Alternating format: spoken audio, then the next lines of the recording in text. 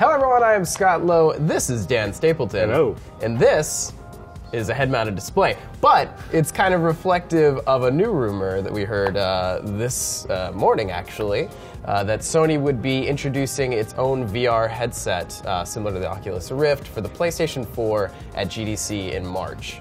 Which is kind of exciting because like all things VR are exciting at this point. Like the Oculus Rift has kind of re-sparked the public's imagination about what, or our imagination, I can't speak for the public, but like my imagination about what VR can possibly be. And it's like from the first time I tried one of those out, like the very early prototype models a couple of years ago, it's like, holy crap, like this could be the next big thing. Right. And it is kind of interesting to see Sony saying they want in on this. Yeah. I mean, to recap a little, this isn't the first time we've heard about this. There was rumors last year around Gamescom that they were going to introduce it then, but apparently it was pulled at the last minute, and there have been kind of patents showing up for PlayStation VR headsets, so like it's definitely something that seems to be a real thing.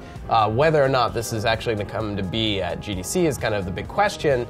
But more importantly, the site sources, it was Tech Radar who reported this, said that they were really impressed with what they were seeing, what they had seen. So it's kind of interesting. I mean, you're a VR advocate. I am a little more skeptical. What do you think about the kind of positioning of this in terms of the PlayStation 4 experience? I mean, the console literally just launched. I mean, like a couple months ago. It's not. For me personally, I feel like it's a bit early. It does feel a little bit early, but at the same time, because there are no games that really take advantage of the PlayStation 4's hardware to the full extent just yet. I mean, everything we've seen on the PlayStation 4 pretty much could exist on the PlayStation 3. Right. It might not look as nice, but a VR game is going to function entirely differently. So in a sense, it doesn't really matter when they launch it because, and in any case, they're kind of launching from the ground up. Like pretty much every game has to be remade. Right. In a sense, to work with VR, to make you feel like you're actually there, to kind of remove all of the abstraction between what you're doing, moving around with your head instead of moving around with a gamepad. Right. And I think my big concern is like cost and like experience, because Oculus has been at it for years now. They've been trying to reduce latency, get the kind of sense of nausea and other kind of effects that come with the kind of delay between head movements and just the visual quality of the experience. They've been trying to innovate on that, and it's been hard. And one of the biggest factors is the power of the hardware. Like they're using pretty high-end PCs to get to that level.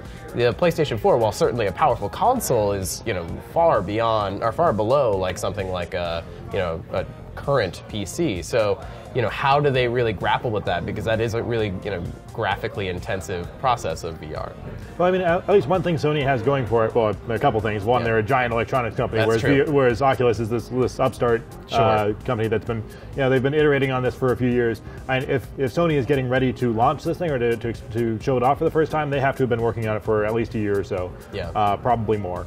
They do have these things, and they've been working on for how long have they had these head-mounted displays? It's been like 3-4 years now. I think it's longer than that even. Yeah. But so they have experience working on head-mounted displays. Yeah. So this is not them jumping into totally uncharted waters.